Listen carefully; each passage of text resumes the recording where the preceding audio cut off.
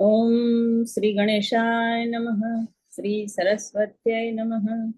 श्री गुरुभ्यो नमः। सानन्दमानन्दवने वसन्तम् आनन्दकन्दं हतपापवृन्दम् वाराणसीनाथमनाथनाथम् श्रीविश्वनाथं शरणं प्रपद्ये। श्रीविश्वनाथं शरणं प्रपद्ये। આજે આપણે વિશ્વનાથાષ્ટક નો અભ્યાસ કરી રહ્યા છીએ. વિશ્વનાથાષ્ટક એટલે કાશી વિશ્વનાથ મહાદેવ એનું જે કાશીમાં વારાણસીમાં જે જ્યોતિર્લિંગ આવેલું છે એના માટેની સ્તુતિ છે, વ્યાસ ભગવાને કરેલી. તો આ જ્યોતિર્લિંગ કાશીમાં સ્થિત છે. તો સૌથી પ્રથમ આપણે કાશી વિશે પુરાણોમાં જે વાત કહી છે તો એ આપણે જોવાનો પ્રયત્ન કરીએ કે કાશી નગરી છે એના માટે એમ કહેવાય છે કે શિવની પોતાની સ્થાપેલ આ નગરી છે. એનું ધાર્મિક મહત્વ પણ ખૂબ જ છે. કાશીમાં ગંગા સ્નાન કરવાથી સમગ્ર પાપ નાશ પામે છે અને કાશી એ મોક્ષધામ ગણાય છે.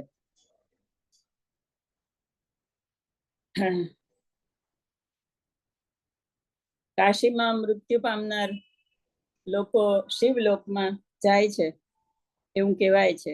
એટલા માટે આપણે ગુજરાતીમાં કહેવત છે કે સુરતનું જમણ અને કાશીનું મરણ. એટલે કાશીમાં જઈને તમારું મૃત્યુ થાય તો તમારો સીધો મોક્ષ મળે, શિવલોકમાં તમારી ગતિ થાય. અને ત્યાં મણિકર્ણિકા જે ઘાટ છે કાશીમાં, ત્યાં સતત અગ્નિદાહ થયા કરતો હોય છે. કેટલા બધા મૃત્યુ પામેલા લોકોનો ત્યાં અગ્નિદાહ થાય છે. એમ કહેવાય છે કે મણિકર્ણિકા ઘાટ પર અગ્નિદાહ કરવાથી પણ મોક્ષ મળે છે. અને એનું નામ મણિકર્ણિકા એટલા માટે છે કે વિષ્ણુ ભગવાનના કાનના આભૂષણનો મણિ ત્યાં પડ્યો હતો, એટલા માટે એ ઘાટનું નામ મણિકર્ણિકા ઘાટ પડ્યું છે. હવે કાશી નગરીની શિવે સ્થાપના કેવી રીતે કરી એના માટેની વાત એમ કે છે કે જ્યારે સૃષ્ટિના સર્જન માટે શિવે પુરુષ અને પ્રકૃતિ એ બેને ઉત્પન્ન કર્યા અને એમને સૃષ્ટિ રચવાનો આદેશ આપ્યો. તો એમને કીધું કે આની પહેલા તમારે સૃષ્ટિની રચના કરતા પહેલા તમારે તપ કરવું પડશે. તો હવે તપ કરવા માટે યોગ્ય સ્થાન ક્યાંય મળતું નહોતું. એટલે શિવે અંતરિક્ષમાંથી 5 તત્વો લઈને 5 કોષના વિસ્તારમાં એક નગરીનું નિર્માણ કર્યું, સુંદર. અને એ નગરી એટલે કાશી નગરી. કાશી માટે એમ કહેવાય છે કે કાશીનો પ્રલય સમયે પણ નાશ થતો નથી. જ્યારે સૌ પ્રથમ કાશી નગરીની રચના કરી અને પ્રથમ પ્રલય આવ્યો ત્યારે શિવે એને પોતાના ત્રિશૂળ ઉપર ઊંચકી લીધી હતી. એટલે એમ કહેવાય છે કે કાશીનો કોઈ દિવસ નાશ થતો નથી. એટલે જ્યારે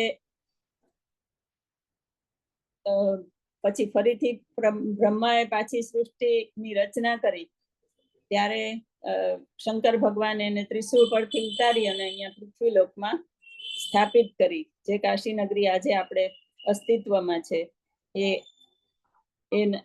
શંકર ભગવાનની પોતાની રચેલી છે. અને પછી ત્યાં પોતાના અંશ રૂપે એ અવિમુક્ત લિંગની એમાં એને સ્થાપના કરી, જ્યોતિર્લિંગની. અને કાશી વિશ્વનાથ જ્યોતિર્લિંગ તરીકે જે આપણે એને જાણીએ છીએ. અને એમાં શંકર ભગવાને એવો નિશ્ચય કર્યો કે આ લિંગનો કોઈ દિવસ, આ લિંગ છે કોઈ દિવસ કાશી નગરીનો ત્યાગ ન કરે. એટલે એ પણ અવિચળ ને અવિનાશી લિંગ તરીકે ગણાય છે. જો કાશીનો નાશ ન થાય તો લિંગ પણ એવી રીતે અવિનાશી જ ગણાય. એટલે કાશીનું આ બધું મહત્વ છે. અને બીજી એક કથા છે એની અંદર એવું દર્શાવે છે કે માતા પાર્વતીને કૈલાસમાં રહીને એમ થયું હતું કે મારે ક્યાંક બીજે સારી જગ્યાએ નિવાસ કરવો છે. ત્યારે શંકર ભગવાન એને કાશી નગરીમાં નિવાસ કરવા માટે લઈ ગયા અને પોતે પણ ત્યાં જ્યોતિર્લિંગ સ્વરૂપે રહ્યા અને માતા પાર્વતી સાથે ત્યાં નિવાસ કર્યો. અને માતા પાર્વતીનું પણ કાશીમાં સ્થાન અને એટલું જ મહત્વ છે. આપણે અન્નપૂર્ણા સ્તોત્રમાં પણ એને કાશીપુરાધીશ્વરી કીધા છે. એટલે દેવી પાર્વતી પણ કાશી નગરીમાં નિવાસ કરે છે. તો એવા આ દિવ્ય ધામમાં જ્યારે વ્યાસ ભગવાન પધાર્યા ત્યારે એમણે શિવની સ્તુતિના રૂપમાં આ સુંદર સ્તોત્રની રચના કરેલી છે. વ્યાસ ભગવાને સ્તોત્રમાં શિવનો સંપૂર્ણ મહિમા ગાવાનો પ્રયત્ન કર્યો છે અને સાથે સમગ્ર સંસારના લોકોને આદેશ કર્યો છે કે વિશ્વનાથમ ભજ, વિશ્વનાથને ભજો, વારાણસી પુરપતે ભજ વિશ્વનાથમ. એનું પદ દરેક શ્લોકના અંતમાં આવે છે. એટલે હું ભજું છું કે આમ કરું છું એવું નથી કહેતા, એ આપણને આદેશ કરે છે કે તમે શિવને ભજો. જો જીવનનું કલ્યાણ કરવું હોય તો શિવને ભજો. જેમ શંકરાચાર્ય ભગવાને ચરપટ પંજરિકામાં ભજ ગોવિંદમ ગોવિંદમ ભજ મૂઢમતે કીધું છે, એવી રીતે અહીંયા વ્યાસ ભગવાન આપણને શિવને ભજવાનો આદેશ કરે છે. તો હવે આપણે શ્લોક જોઈએ. રમાબેન હવે શેર કરજો સ્ક્રીન. ખૂબ સરસ વસંત તિલકા છંદમાં સ્તોત્ર છે અને સરસ રીતે ગાઈ શકાય એવું છે. દરેક ચરણની અંદર 14 અક્ષર આવેલા છે.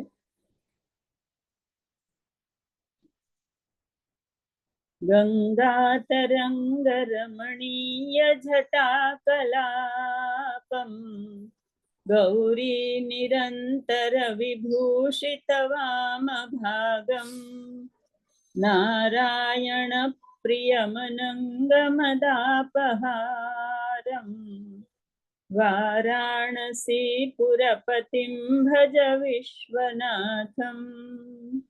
આમાં દરેક જગ્યાએ એક ભૂલ રહી ગઈ છે. વારાણસી પુરપતિમ, દરેક પર એનો બીજી વિભક્તિનો અનુસ્વાર લેવાનો છે. વિશ્વનાથમ એના વિશેષણ તરીકે છે, એટલે વારાણસી પુરપતિમ ભજ વિશ્વનાથમ. તો શું કે છે કે ગંગા તરંગ રમણીય જટા કલાપમ, ગંગા જે છે એના તરંગો, એનાથી જેનો જટા કલાપ શોભે છે એવા શિવ. ગંગાના તરંગોથી શોભતા જટા વાળા એવા શિવજી. પછી ગૌરી નિરંતર વિભૂષિત વામ ભાગમ, જેના વામ ભાગમાં હંમેશા નિરંતર ગૌરી દેવી પાર્વતીનો વાસ છે. એટલે એમનો વામ ભાગ પાર્વતી માતા નિરંતર શોભાવે છે. પછી નારાયણ પ્રિય મનંગમદાપહારમ, નારાયણના જે પ્રિય છે, વિષ્ણુના હંમેશા શિવ છે એ પ્રિય રહ્યા છે. શિવ ને વિષ્ણુ પ્રિય અને વિષ્ણુને શિવ પ્રિય છે. રામચરિત માનસમાં તુલસીદાસજીએ ખૂબ જ આનું સરસ રીતે બધું વર્ણન આપ્યું છે કે રામ એમ કે છે કે જે શિવને ભજે એ મારો ભક્ત, અને શિવ એમ કે છે કે રામને જે ભજે એ મારો ભક્ત. એટલે નારાયણ પ્રિયમ અને અનંગ મદ અપહારમ. અનંગ એટલે કામદેવ, કામદેવના મદનો નાશ કરનારા. કામદેવને મદ હતો, એને અભિમાન હતું, અહંકાર હતો કે મારા બાણ ફેંકવાથી અને મારા પ્રભાવથી કોઈ પણ મનુષ્યને કે કોઈ પણ વ્યક્તિને હું ચલિત કરી શકું છું. પણ શંકર ભગવાને એના અહંકારનો નાશ કર્યો. એ તપમાંથી વિચલિત ન થયા અને ઉલટાનું ત્રીજા નેત્રથી એનો દાહ કરી નાખ્યો. એવા વારાણસીપુરના પતિ, વારાણસી નગરીના પતિ સ્વામી એવા વિશ્વનાથને તમે ભજો. હવે આ કાશી માટે વારાણસી શબ્દ જે વપરાય છે એના વિશે પણ એમ કહેવાય છે કે વારુણી અને અસી એ બે નદી, એ જે કાશીમાંથી ઉત્તર અને દક્ષિણમાં બે નદી વહે છે, એટલા માટે એનું નામ પડ્યું વારાણસી. અને બીજું એક એને બનારસ પણ કહેવાય છે. તો વારાણસીનો અપભ્રંશ થતા થતા પછી એ બનારસ થઈ ગયું. બાકી કાશી એટલે પાપોનો નાશ કરનારી નગરી એટલે કાશી નગરી, અને એને વારાણસી કહેવાય છે. શ્લોકમાં દરેક જગ્યાએ વારાણસી શબ્દ વાપરેલો છે. તો બીજો શ્લોક જોઈએ. વાચામ ગોચરમનેક ગુણ સ્વરૂપમ વાગીશ વિષ્ણુ સુર સેવિત પાદપીઠમ વામેન વિગ્રહ વરેણ કલત્રવંતમ વારાણસી પુરપતિમ ભજ વિશ્વનાથમ. સુંદર મહિમાનું વર્ણન થઈ રહ્યું છે. વાચામ ગોચરમ અનેક ગુણ સ્વરૂપમ. શિવજી છે એ અનેક ગુણોના ભંડાર છે, અને એ કેવા ગુણો છે કે જે વાણીથી વર્ણવી શકાય એવા નથી. વાચામ અગોચર, વાચામ અગોચર, જ્યાં વાણી પહોંચી શકતી નથી એવા અનેક ગુણ વાળા જે શિવ છે. મહિમ્નમાં પણ પુષ્પદંતે, શરૂઆતમાં જ મહિમ્નઃ પારંતે પરમ વિદુષો યદ્ય સદૃશી સ્તુતિર બ્રહ્માદીનામપી તદવસન્નાસ્ત્વયી ગિરઃ. એને બ્રહ્માથી પણ એના ગુણગાન ગાઈ શકાતા નથી એવો તમારો મહિમા છે એમ કીધું છે. અને છેલ્લે તો શ્લોકમાં કહી જ દે છે કે અસિતગિરી સમમ સ્યાત તજ્જલમ સિંધુ પાત્રે સુરતરુવર શાખા લેખની પત્રમૂર્વી લિખતી અધિગૃહિત્વા શારદા સર્વકાલમ તદપી તવ ગુણાના મીશ પારમ નયાતિ. એટલે એ શ્લોકની અંદર પણ ખૂબ વર્ણન કર્યું છે કે પૃથ્વીનું પત્ર બનાવે, પછી મેરુનો ખડિયો બનાવે, સમુદ્રની સાઈ બનાવે, અને ખુદ સરસ્વતી માતા લખવા બેસે તો પણ તમારા ગુણોનો પાર પામી શકાય એવું નથી. તો એવી રીતે અહીંયા નામ આપ્યું વાચામ ગોચરમ અનેક ગુણ સ્વરૂપમ. ત્યાર પછી છે વાગીશ વિષ્ણુ સુર સેવિત પાદપીઠમ. વાગીશ એટલે બ્રહ્મા, વાણીની દેવી સરસ્વતી, એના પતિ એટલે બ્રહ્મા, વિષ્ણુ અને દેવો એ જેના ચરણ કમળની સેવા કરે છે. વામેન વિગ્રહ વરેણ કલત્રવંતમ. વામ ભાગની અંદર એને પાર્વતીને અર્ધાંગ તરીકે સ્વીકાર્યા છે અને ગ્રહણ કર્યા છે. જે અર્ધનારી નટેશ્વર સ્વરૂપની અંદર આપણે જોયું. તો વામેન વિગ્રહ વરેણ, એના વામ ભાગના વિગ્રહમાં એમણે દેવી પાર્વતીને સ્વીકાર્યા છે. એવા શિવ, એવા વારાણસી ના સ્વામી, એવા શિવને તમે ભજો. ત્યાર પછી ત્રીજો શ્લોક જોઈએ.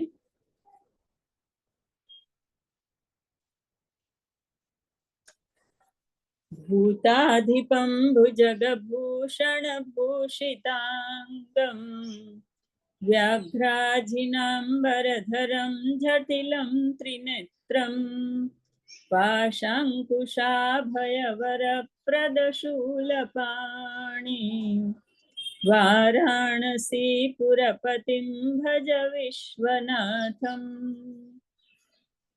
ભૂતાધિપમ, સમગ્ર પ્રાણી માત્રના જે સ્વામી છે. પછી ભુજગ ભૂષણ ભૂષિતાંગમ, ભુજગ એટલે સર્પ, સર્પના આભૂષણથી જેણે પોતાના અંગને શોભાયમાન કર્યું છે, ભૂષિત કર્યું છે એટલે શોભાયમાન કર્યું છે. એટલે જે પોતાના સમગ્ર અંગ ઉપર સાપના આભૂષણો ધારણ કરે છે. વ્યાઘ્રાજિનાંબરધરમ, વ્યાઘ્ર ચર્મને જે ધારણ કરે છે. જટિલમ, જે જટાવાળા છે અને 3 નેત્રવાળા છે. પાશ અંકુશ અને અભયવર એવો ધારણ કરે છે. અને શૂલપાણી, ત્રિશૂળ, પાશ અંકુશ અને ત્રિશૂળને ધારણ કરે છે. અને અભયવરની મુદ્રા, ભક્તોને અભય વરદાન આપનારી, આમ જે હાથ ફોટાની અંદર જે દેખાય છે હાથ કરેલી મુદ્રા છે ને અભયવર પ્રદ કહેવાય એ મુદ્રા.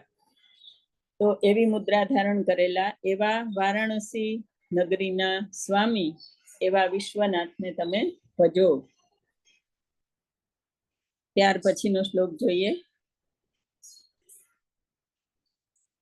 सीतांशु शोभित किरीट विराजमानम्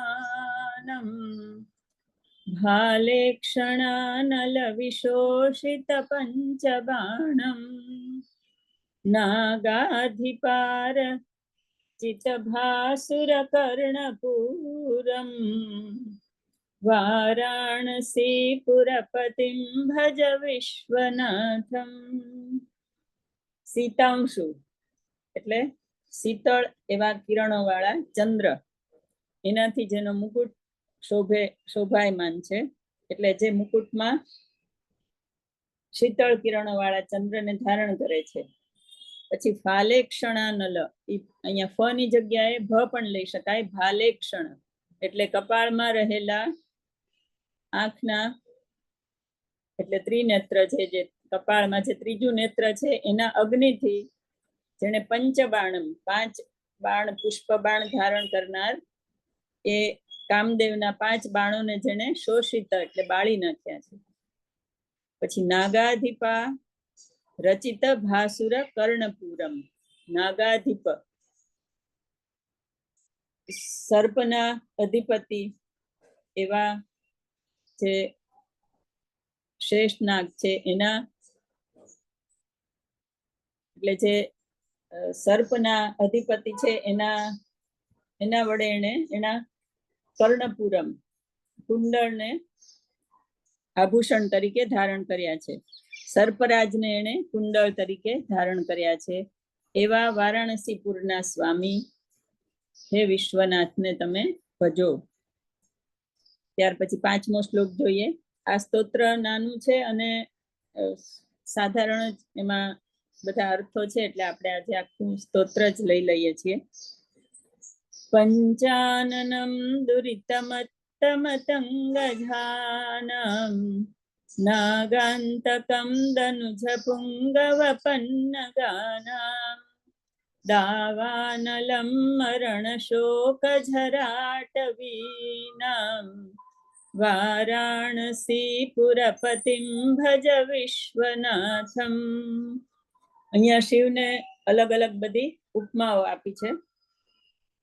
શું કે છે કે મદમત્ત હાથી જેવા પાપીઓ, દુરિત મત્ત મતંગ જાનામ, દુરિત એટલે પાપીઓ કેવા કે મદમત્ત હાથી જેવા, એવા જે પાપીઓ છે એના માટે શિવ છે એ સિંહ સમાન છે. હાથીને કોનો ડર હોય? તો સિંહનો. એટલે પંચાનન એટલે સિંહ, અને પંચાનન એ શિવનું પણ એક નામ છે.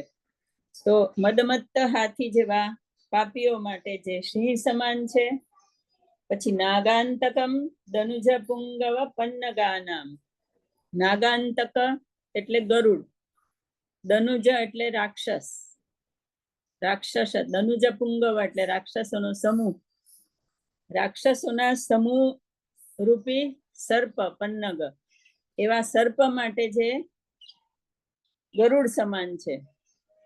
એટલે અસુરોનો નાશ શિવ કરે છે અને સાપનો નાશ એ ગરુડ કરે છે. એટલા માટે અહીંયા આવી ઉપમા આપી છે કે સાપો માટે, રાક્ષસોના સમૂહરૂપ સાપો માટે તેનો નાશ કરનાર ગરુડ સમાન એવા શિવ. અને ત્રીજું એમાં ઉદાહરણ આપ્યું છે દાવાનલમ મરણ શોક જરાટવીનામ. અટવી એટલે વન, અને વન અને એને દાવાનળ બાળે છે. તો કેવું વન છે? તો મૃત્યુનો શોક અને વૃદ્ધાવસ્થા એનો ડર. મૃત્યુ અને વૃદ્ધાવસ્થાનો જે શોક છે, દરેક સંસારરૂપી જંગલની અંદર રહેનારને હંમેશા મૃત્યુ અને વૃદ્ધાવસ્થાનો ભય હોય છે. અને એવા વનને બાળનાર દાવાનળ સમાન શિવ છે. અને એવા શિવને, એવા વારાણસીના સ્વામીને તમે ભજો. સરસ ઉદાહરણ મૂક્યા છે સમજવા જેવા. બીજો શ્લોક લઈએ, એના પછીનો 6થો શ્લોક ચેન્જ કરજો.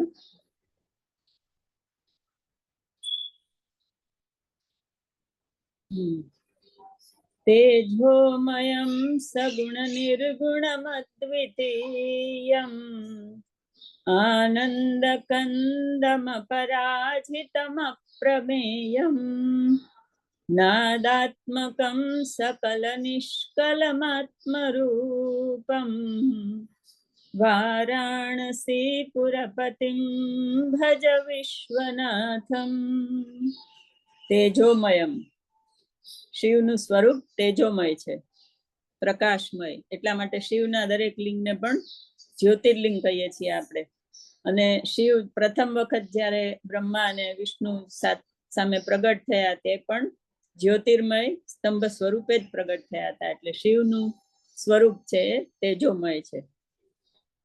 પછી કે સગુણ નિર્ગુણમ અદ્વિતીયમ, શિવ સગુણ રૂપે અને નિર્ગુણ નિરાકાર બંને રૂપે વિદ્યમાન છે. આપણે મહિમ્નમાં જોયું, બહલ રજસે વિશ્વોત્પત્તૌ ભવાય નમો નમઃ, પ્રબલ તમસે તત્સંહારે હરાય નમો નમઃ, જન સુખ કૃતે સત્વોદ્રિક્તો મૃડાય નમો નમઃ. એ જે બધા સ્વરૂપ છે એ બધા રજસ, તમસ અને સત્વ ગુણવાળા રૂપ છે. અને પછી આપણે એને નિરંજન નિરાકાર તરીકે પણ એને આપણે ભજીએ છીએ. તો બંને સગુણ અને નિર્ગુણ બંને સ્વરૂપે વિદ્યમાન છે અને અદ્વિતીય છે. શિવ જે છે એના જેવું અન્ય કોઈ નથી. શિવ દેવોના પણ દેવ છે અને અદ્વિતીય છે. ત્યાર પછી છે આનંદ કંદ મપરાજિતમ અપ્રમેયમ. આનંદ કંદ, આનંદ આપનાર. એના માટે આપણે જે સૌથી પહેલો ધ્યાનનો શ્લોક વાંચ્યો એમાં પણ એને કીધું છે સાનંદમાનંદ વને વસંતમ. એમાં પણ એ જ શબ્દ વાપર્યો છે. તો અહીંયા શિવને આનંદ આપનાર, શિવ આનંદ આપનાર છે, આનંદ કંદ છે. અપરાજિત એટલે અપરાજિત છે, એને કોઈની સામે હાર માનવાની નથી હોતી, સદાય વિજય પ્રાપ્ત કરનારા છે એટલે અપરાજિત. અને અપ્રમેય એટલે જેને માપી ન શકાય, અપાર વિસ્તાર છે જેમનો, જેને માપી ન શકાય એવા છે એટલે અપ્રમેય. પછી નાદાત્મકમ સકલ નિષ્કલમ આત્મરૂપમ. નાદાત્મકમ, નાદ બ્રહ્મ સ્વરૂપ શિવને કહેવામાં આવે છે. ઓમકાર જે છે એ નાદ બ્રહ્મ છે અને એ શિવનું સ્વરૂપ છે. પ્રણવ જે છે, પ્રણવ ઓમકાર એ શિવ સ્વરૂપ છે. આપણે શ્લોક પણ બોલીએ છીએ ષડક્ષરમાં. સૌથી પહેલો ઓમકાર આવે છે, ઓમકારમ બિંદુ સંયુક્તમ નિત્યમ ધ્યાયંતિ યોગિનઃ કામદમ મોક્ષદમ ચૈવ ઓમકારાય નમો નમઃ. તો એવા ઓમકાર સ્વરૂપ છે શિવ. અને સકલ નિષ્કલમ આત્મરૂપમ, સમગ્ર ચૈતન્યમય શુદ્ધ આત્મ સ્વરૂપ છે. નિષ્કલ એટલે શુદ્ધ. ચૈતન્ય સ્વરૂપ જે છે બ્રહ્મનું શુદ્ધ એ સ્વરૂપ છે અને આત્મ સ્વરૂપ છે શિવ. એવા વારાણસીના સ્વામી વિશ્વનાથને તમે ભજો. ત્યાર પછીનો શ્લોક જોઈએ, સાતમો શ્લોક.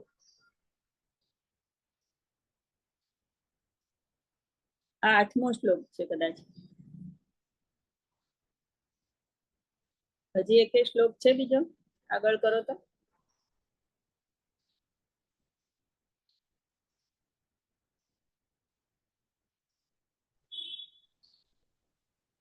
નવમો શ્લોક છે.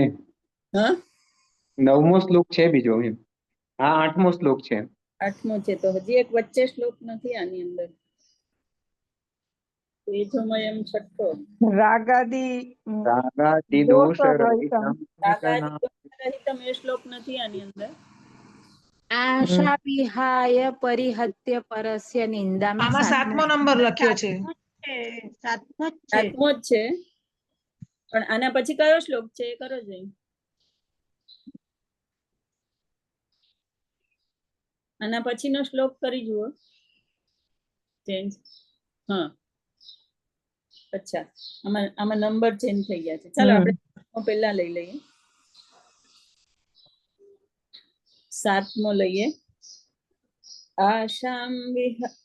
આશામ વિહાય પરિહૃત્ય પરસ્ય નિંદામ પાપેરતી ચ સુનિવાર્ય મનઃ સમાધૌ આદાય હૃત કમલમધ્યગતં પરેશમ વારાણસી પુરપતિમ ભજ વિશ્વનાથમ.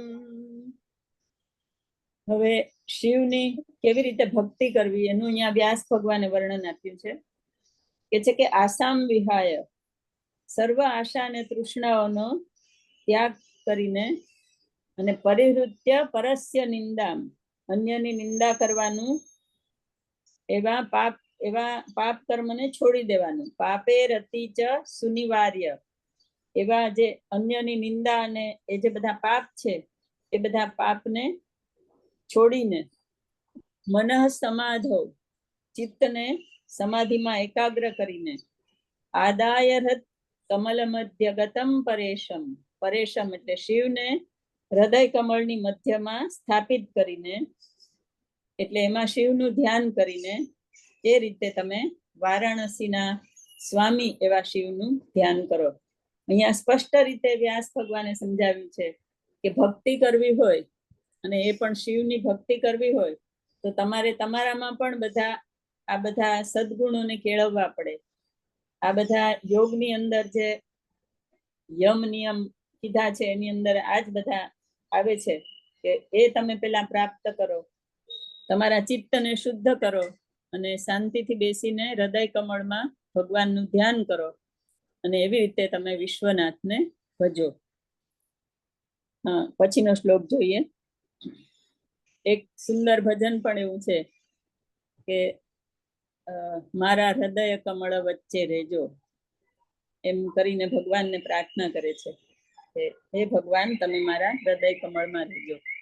ત્યાર પછી નો શ્લોક છે રાગાદિ દોષ રહિતમ સ્વજનાનુરાગમ વૈરાગ્ય શાંતિ નિલયમ ગિરિજા સહાયમ માધુર્ય ધૈર્ય સુભગમ ગરલાભિરામમ વારાણસી પુરપતિમ ભજ વિશ્વનાથમ. શિવજીનું ફરીથી અહીંયા મહિમાનું વર્ણન આપ્યું કે રાગાદિ દોષ રહિતમ, જે રાગ અને દ્વેષ એવા દ્વંદ્વોથી જે રહિત છે. શંકર ભગવાન છે એને કોઈ દિવસ કોઈની અંદર ભેદ નથી રાખ્યો. અસુર પણ એનું તપ કરે તો અસુરને પણ એ વરદાન આપી દેતા હતા. પછી એમાં પૃથ્વીમાં કેટલી બધી હલચલ થઈ જતી હતી ને એના નિવારણ માટે પણ એમને કામ કરવું પડતું હતું. પણ એટલા એનું કોમળ હૃદય અને સરસ ભાવના કે જે પણ મારી ભક્તિ કરશે એનું હું ઉદ્ધાર કરીશ જ. તો એવી રીતે રાગ અને દ્વેષ એના મનમાં જરા પણ હતો નહીં. સ્વજનાનુરાગમ, પોતાના ભક્તો પર જે પ્રેમ રાખનારા છે. વૈરાગ્ય અને શાંતિનું જે ધામ છે, નિલય એટલે ધામ, વૈરાગ્ય અને શાંતિનું જે ધામ છે. ગિરિજા સહાયમ, ગિરિજા પાર્વતી એ સદાય જેની સાથે છે. માધુર્ય ધૈર્ય સુભગમ, માધુર્ય અને ધૈર્ય એ બધા સુંદર ગુણો જેનામાં વસેલા છે. સુભગમ, ભગ એટલે ગુણ, માધુર્ય અને ધૈર્ય એવા ગુણો જેનામાં રહેલા છે. ગરલાભિરામમ, જે વિષ્ણુપાન કર્યું છે એને લીધે જે એના કંઠમાં ચિહ્ન છે એનાથી જે રામમ એટલે શોભે છે. એવા વારાણસીના પતિ, વારાણસીના સ્વામી એવા વિશ્વનાથને તમે ભજો. ત્યાર પછી હવે ફલશ્રુતિનો શ્લોક આવશે. વારાણસી પુરપતે સ્તવનમ શિવસ્ય વ્યાસોક્તમષ્ટકમિદં પઠતે મનુષ્યઃ વિદ્યાં શ્રિયં વિપુલ સૌખ્યમનંત કીર્તિં સંપ્રાપ્ય દેહ વિલયે લભતે ચ મોક્ષમ. દરેક સ્તોત્રની જેમ આમાં પણ ફલશ્રુતિ કહી દીધી છે. શું કે છે? વારાણસી પુરપતે, વારાણસીના સ્વામી એવા શિવનું વ્યાસનું રચેલું આ અષ્ટક એનો જો મનુષ્ય પાઠ કરશે તો તેને શું શું મળશે? વિદ્યા, ધન, વિદ્યામ શ્રિયમ એટલે સમૃદ્ધિ, વિપુલ પ્રમાણમાં, એ પણ થોડું ઘણું નહીં. વિદ્યા અને ધન સાથે વિપુલ પ્રમાણમાં સુખ અને અનંત કીર્તિ મળશે. અને દેહનો વિલય જ્યારે થશે એના અંત સમયે, ત્યારે એને મોક્ષની પ્રાપ્તિ થશે. એટલે ખૂબ સુંદર સ્તોત્રની ફલશ્રુતિ આપી દીધી કે સ્તોત્રનો પાઠ કરવાથી તમને શું શું મળશે. ત્યાર પછી પણ હજી કદાચ એક શ્લોક આની અંદર છે.